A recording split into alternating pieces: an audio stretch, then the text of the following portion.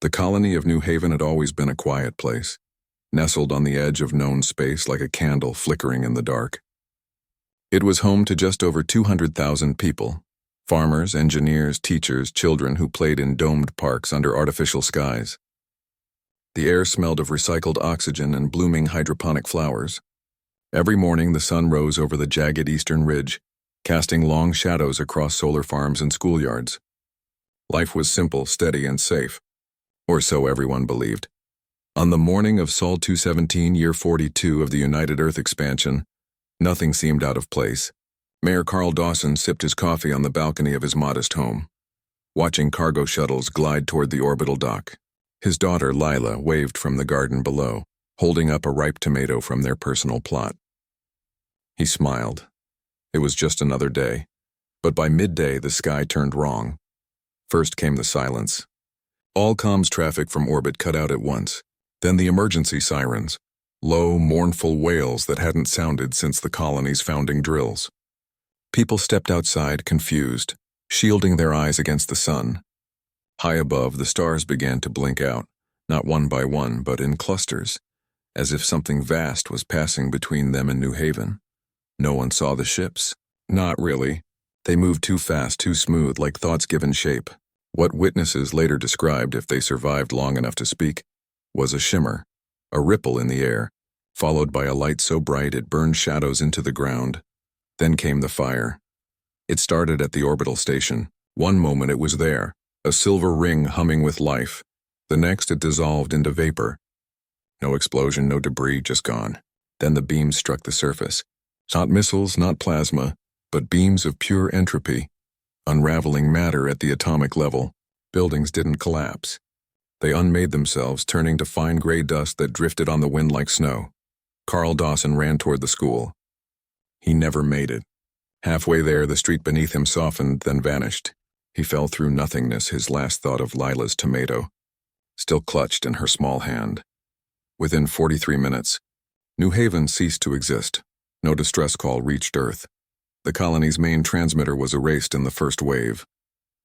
But deep in the asteroid belt, a long-range monitoring buoy meant only to track solar flares caught something strange. A spike in gamma radiation, followed by a total absence of thermal signatures where a thriving world should have glowed. The buoy sent its data packet on a tight beam burst toward Sol. It took 17 days to arrive. On Earth, it was a rainy Tuesday in Geneva. President Daniel Hayes was reviewing agricultural quotas for Mars when his aide burst into the Oval Office, pale and breathless. The president read the report once, then again, his knuckles white around the datapad. He didn't speak for a full minute. Outside, rain tapped against the windows like impatient fingers. "Confirm it," he finally said. "Every channel. Every sensor. I want proof this isn't a glitch." Over the next 12 hours, confirmation came from 3 independent sources: the Lunar Deep Space Array, the Jovian Relay Net, and a civilian freighter that had passed near New Haven's sector 2 weeks prior. All agreed. New Haven was gone. Not damaged, not attacked in the traditional sense. Erased. As if it had never been. In the underground war room beneath Geneva, cold, windowless, lit by the soft blue glow of holographic star maps, Admiral Lena Cruz stood before the assembled council. She was 52, with sharp eyes and a voice that rarely rose above a calm murmur. But today, her words carried the weight of stone. "They didn't just kill our people," she said. "They deleted them. No bodies, no wreckage, no chance to mourn properly. Whoever did this doesn't see us as enemies. They see us as noise to be silenced." The room was silent. Around the table sat generals, diplomats, scientists, men and women who had guided humanity through wars, plagues, and the quiet terror of first contact. But this was different. This was annihilation without reason, without warning, without even the courtesy of a declaration. President Hayes entered then, his coat still damp from the rain. He didn't sit. He walked to the center of the room where a glowing red dot marked New Haven's former coordinates. "We have 2 choices," he said. "We can hide. We can pull back our colonies, build walls, hope they don't notice us again, or we can show them what happens when you erase a human world." He looked at Admiral Cruz. "How long to mobilize the full fleet?" "Full fleet?" one of the generals asked, stunned. "Sir, that's over 500,000 ships. It's never been done. It's being done now, Hayes replied. I want every battlecruiser, every destroyer, every support vessel from Sol to Proxima ready to jump within 72 hours. If they think we're weak, we'll show them strength. If they think we're alone, we'll show them unity. And if they think we'll forget, we'll remind them. Admiral Cruz nodded. It will be done. Within the hour, the order went out. Across the solar system, shipyards roared to life. In orbit around Mars, construction drones swarmed over half-finished hulls, welding armor plates at triple speed. On Titan, fuel depots opened their valves, pumping liquid hydrogen into waiting tankers. In the ship graveyards of Neptune's rings, mothballed vessels powered up for the first time in decades, their reactors humming like waking giants. Commander Paul Grant was on leave in Buenos Aires when the alert came. He'd been teaching navigation tactics at the academy, enjoying the rare peace of civilian life. But the moment his Riscom buzzed with Priority Alpha, he knew. He kissed his sleeping wife on the forehead, packed a single bag, and walked out into the rain. By dawn, he was aboard a shuttle to Luna Fleet Command. Lieutenant Mara Ellis was calibrating deep space sensors on the research station, Voyager's Hope, when the news arrived. She'd grown up on a colony not unlike New Haven. Her hands shook as she reran the data, searching for any clue, any pattern, that might explain what happened. She found none, only silence where voices should have been. Back on Earth, President Hayes stood alone in his office long after midnight. On his desk lay a photo from New Haven's last public broadcast. Children planting trees in the central plaza, laughing under a sky they would never see again. He touched the image gently, then turned to the window. Outside, the city lights shimmered through the rain. 500,000 ships, he whispered, for 200,000 souls. And so it began. Not with a battle cry, but with a promise. Humanity would not vanish quietly. It would not be forgotten. It would rise, not in rage, but in remembrance, and fill the stars with its presence until the darkness itself had to take notice. The fleet would gather. The void would tremble. And somewhere in the cold between worlds, the ones who thought they could erase humanity would learn a simple truth. Humans do not go gently. They return, they rebuild, and when wronged, they come in numbers that blot out the stars. Months passed as the Armada gathered beyond the Kuiper Belt, a sea of steel and plasma engines stretching across light minutes. The scale of it defied imagination. 500,000 warships of every class, from nimble scouts to city-sized command carriers, all aligned in silent formation. Their hulls gleamed under the distant sun, their engines idling in readiness. This was no ordinary fleet. It was humanity's answer to silence, its fist clenched in the dark. Among the captains was Commander Paul Grant, a man who had seen war before but never like this. He stood on the bridge of the heavy cruiser, Aurora's Edge, arms crossed, eyes fixed on the starfield ahead. His ship was one of the newer models built for endurance and firepower, but even it felt small in this ocean of metal. Paul had fought in the Titan border skirmishes years ago, back when conflicts were about resources and territory. This was different. There was no enemy flag to target, no treaty to break, only a question hanging in the void: who did this? And why? He didn't like the size of the mission. 500,000 ships was overkill by any military doctrine he knew. It screamed desperation, not strategy, but then he remembered the footage from New Haven's last moments, the way the schoolyard turned to dust, the way the comms went dead without a single scream. That wasn't war. That was erasure. And for that, maybe overkill was the only language left. On the flagship Odyssey, deep in the heart of the fleet, Lieutenant Mara Ellis worked through another sleepless shift. She was young, barely 30, with tired eyes and a mind that never stopped asking questions. Officially, she was a comms officer. Unofficially, she was the fleet's only xenolinguist with field experience. While others prepared weapons, she listened, to static, to echoes, to the faint hum of space itself. Days ago, she had rerouted a passive sensor array to scan the New Haven sector from long range. What she found made no sense.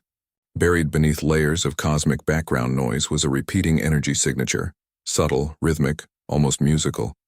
It wasn't human. It wasn't random. And it wasn't a weapon. It felt like a memory. She brought her findings to her superior, Captain Ruiz, a no-nonsense veteran who trusted data more than hunches. At first, he dismissed it as sensor ghosting. But when Mara showed him the harmonic resonance patterns, how they matched no known propulsion or communication system, he grew quiet. "Run it again," he said. "And don't tell anyone else yet." Mara did. And the signal held.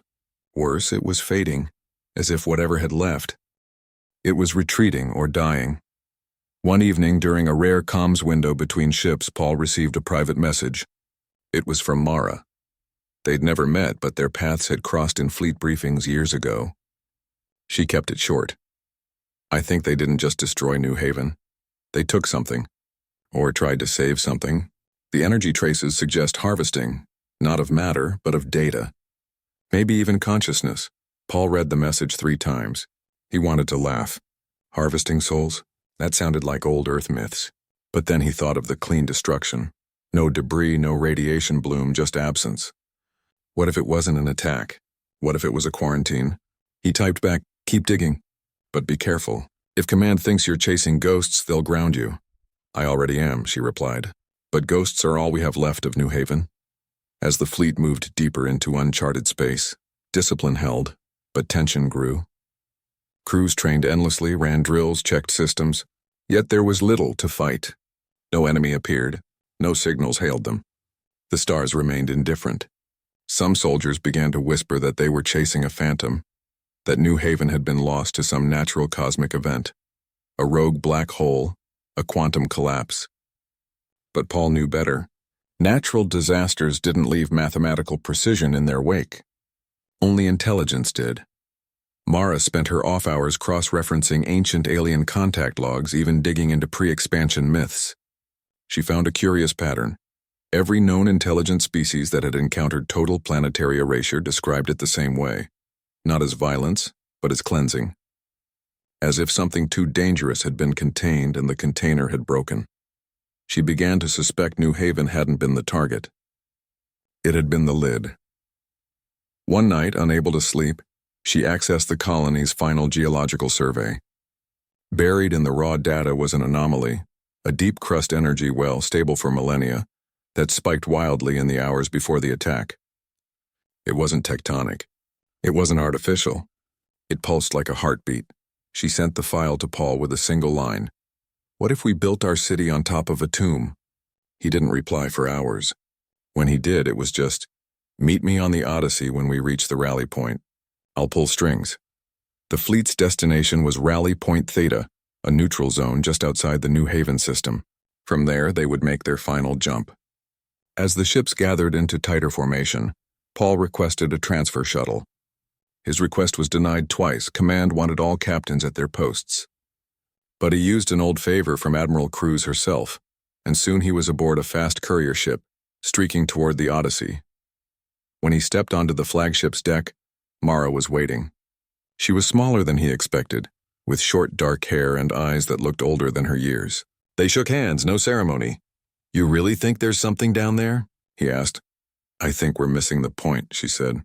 "Everyone's looking for the hand that struck us. But what if the hand was trying to stop something worse?"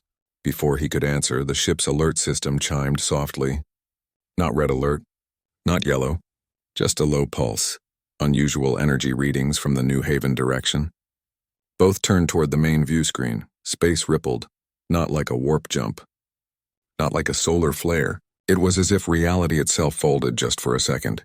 Then silence returned, but Mara's console lit up. The same signal, stronger now, clearer. And this time it carried a shape. Not words, but a symbol. A circle broken by a single line.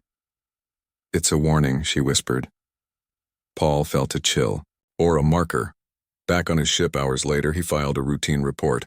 Nothing unusual, all systems green. But in a hidden layer of the transmission, he embedded Mara's findings. He didn't know who would see it. He only knew that if the fleet charged in blind, they might not just lose another battle. They might wake something that should have stayed buried. The Armada pressed on, 500,000 ships moving as one, unaware that the truth wasn't waiting in the stars ahead, but beneath the ashes they were about to revisit. And the real enemy might not be the one who destroyed New Haven, but what New Haven had been built to hide. The fleet arrived at the ruins of New Haven in perfect silence. No fanfare, no battle horns, just 500,000 ships sliding out of warp into a graveyard of dust and memory. The planet below was a pale gray sphere, Its oceans boiled away, its continents smoothed into featureless plains. Scans showed no life, no structures, not even a single piece of recognizable debris. It was as if time itself had been scrubbed clean. Commander Paul Grant stood on the bridge of the Aurora's edge, watching the main display. His hands were steady, but his mind raced.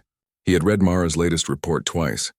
The energy echoes weren't just signals, they were echoes of containment fields now shattered. Something had been locked beneath the crust, and human mining drills had cracked the seal. Admiral Cruz ordered a full sensor sweep. Every ship in the fleet activated its deep-range arrays, painting the system in invisible light. For hours, nothing unusual appeared. Then, from the planet's core, a faint pulse, slow, rhythmic, like a sleeping heart.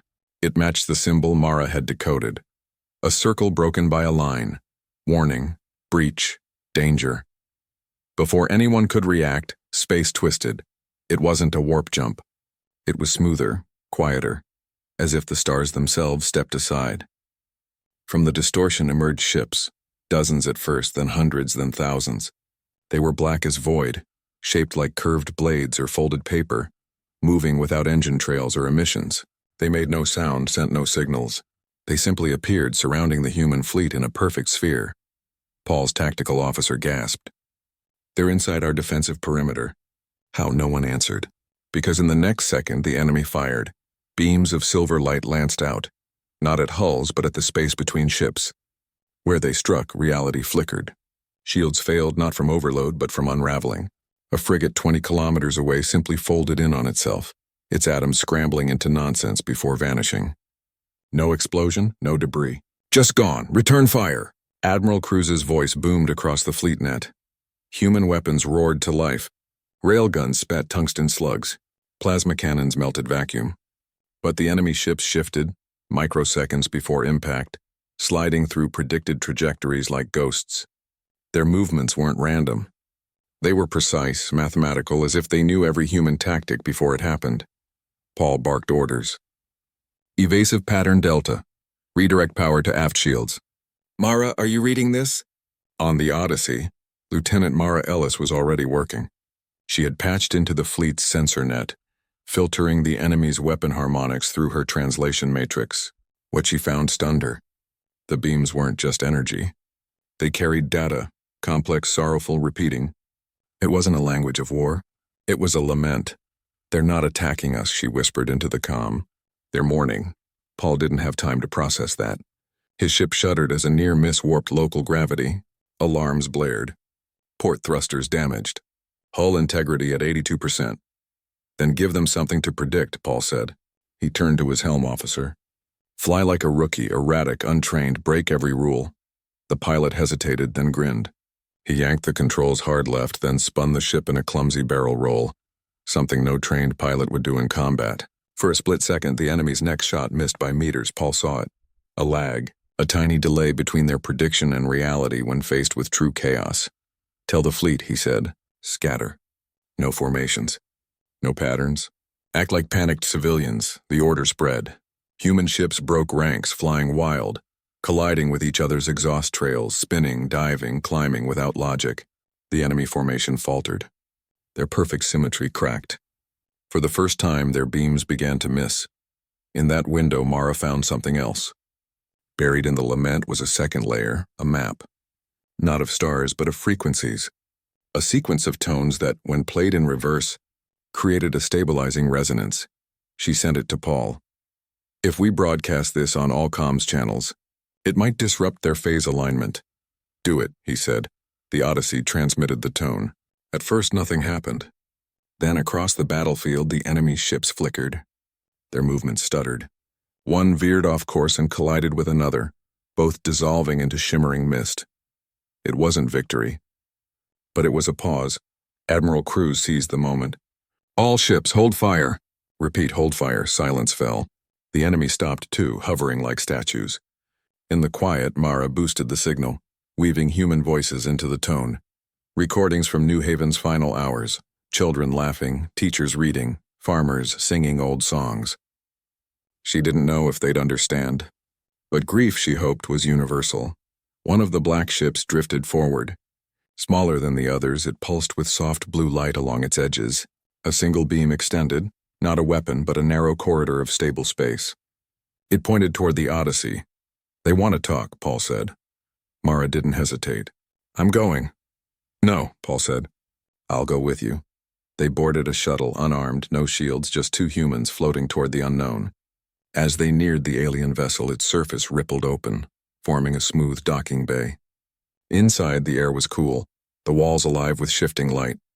A figure waited, tall, slender, with skin like polished obsidian, and eyes that held galaxies. It didn't speak, but images filled their minds, not words but feelings. A planet long ago teeming with life, a discovery deep underground, a being of pure thought, ancient and kind but unstable. It fed on memory, on experience, and in its hunger it unraveled time. Civilizations rose, touched it, and vanished from history as if they never were. The aliens, the Vathari, had sealed it away, built a tomb, placed markers, warned all who came near. Then humans arrived. They saw only rich soil, clean water, open sky. They built homes on the grave. The Vathari watched. They tried to warn, but human comms didn't understand their symbols. So when the seal cracked, they acted, not out of hate but duty. They erased New Haven to stop the horror from waking. Mara wept. Paul stood frozen, the weight of it crushing him. They hadn't been victims of war. They had been casualties of mercy.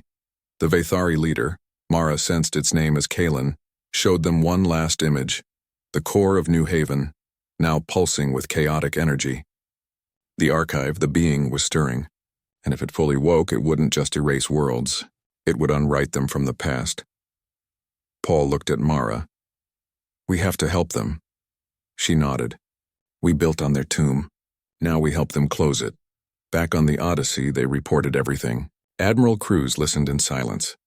Then she made a call that would change history. "Stand down. All ships. This is not our enemy." The fleet held its breath. The Vathari ships lowered their weapons. For the first time since New Haven fell, there was no fire in the sky. But the real work was just beginning.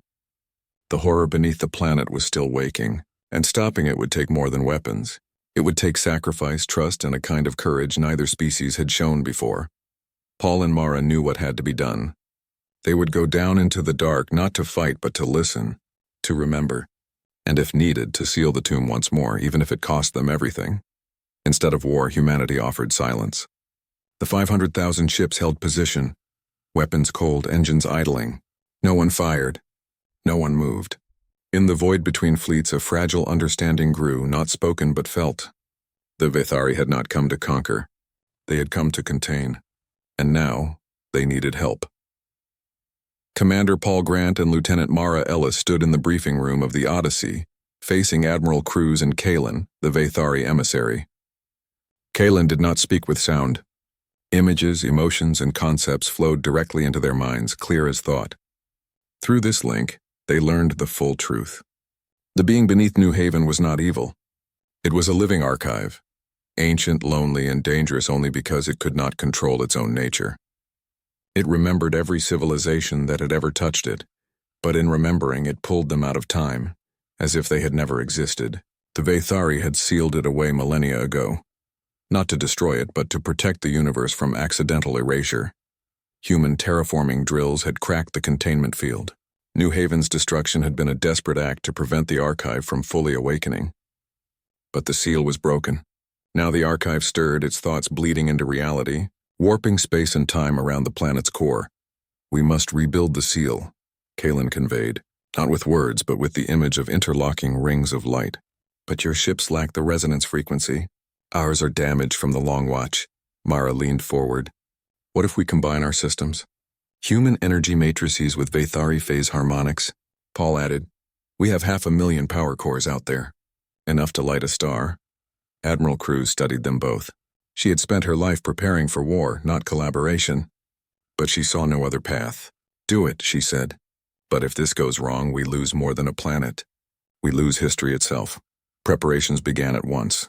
Engineers from both species worked side by side in orbit, linking human reactors to Vathari crystalline conduits. Mara translated not just language but intent, helping human technicians understand that the Vathari didn't build machines, they grew them from memory-infused minerals. Paul coordinated ship placements forming a ring around the planet, each vessel tuned to a specific harmonic node. But the archive was growing stronger.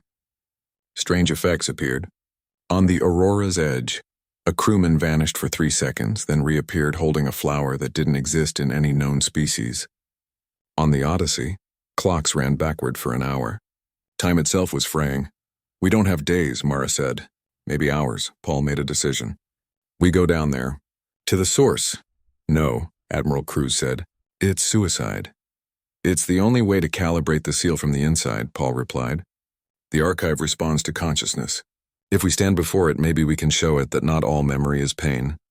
Mara agreed. "It's lonely. It just wants to be remembered without destroying." Kalen stepped forward. "I will go with you. The archive knows my people's sorrow, but it has never known human hope."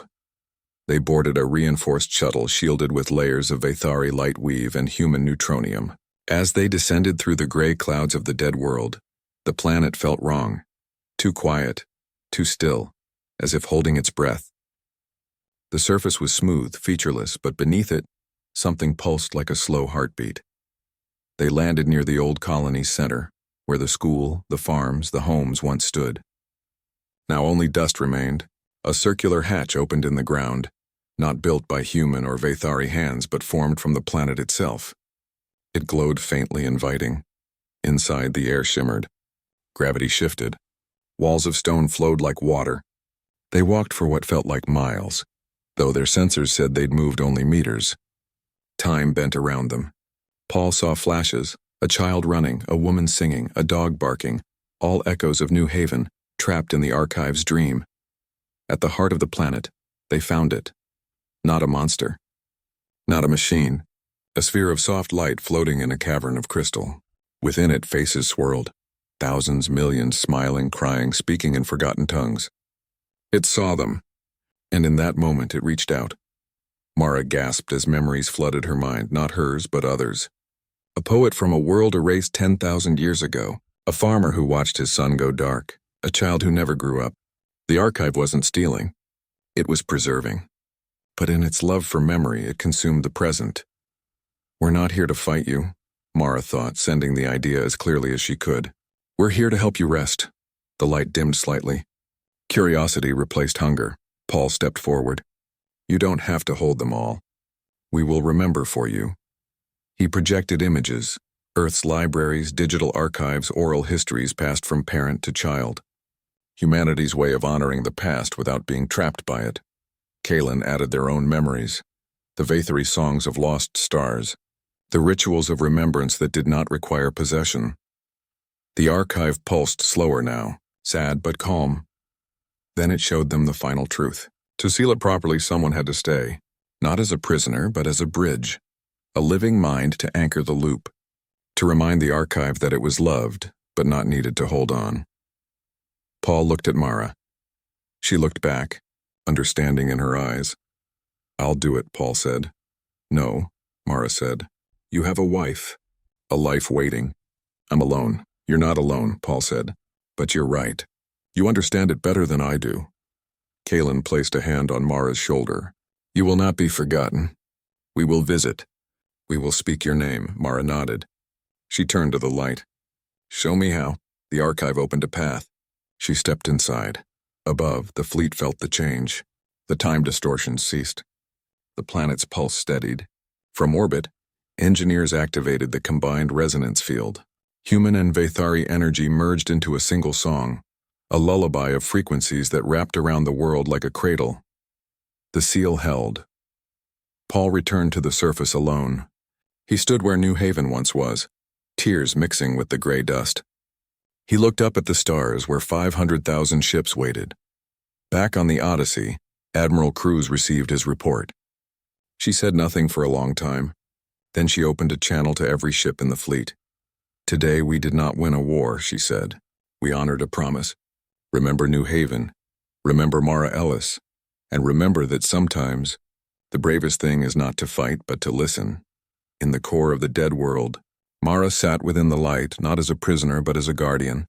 Around her, the faces of lost worlds slept peacefully, and for the first time in eons, the archive dreamed without fear. The fleet did not return home as conquerors. It returned as witnesses. 500,000 ships turned away from the gray world that had once been New Haven. Their weapons never fired in anger, their mission complete not through destruction, but through understanding. In the days that followed, the human and Vathari vessels drifted side by side, sharing data, repairing each other's hulls, and speaking in the quiet language of shared loss. There were no parades planned, no victory speeches, only silence heavy with respect. Commander Paul Grant stood on the observation deck of the Aurora's edge, watching the last Vathari ship fold space and vanish. He held a small data chip in his hand, the final message Mara had sent before stepping into the archive. It contained no words, only a single image, a child's hand holding a tomato, just like the one Mayor Carl Dawson's daughter had grown in New Haven's garden. Paul kept it in his pocket, a quick reminder that some things are worth protecting, even if they can never be brought back. Back on Earth, President Daniel Hayes addressed the world from the steps of the Unity Hall in Geneva.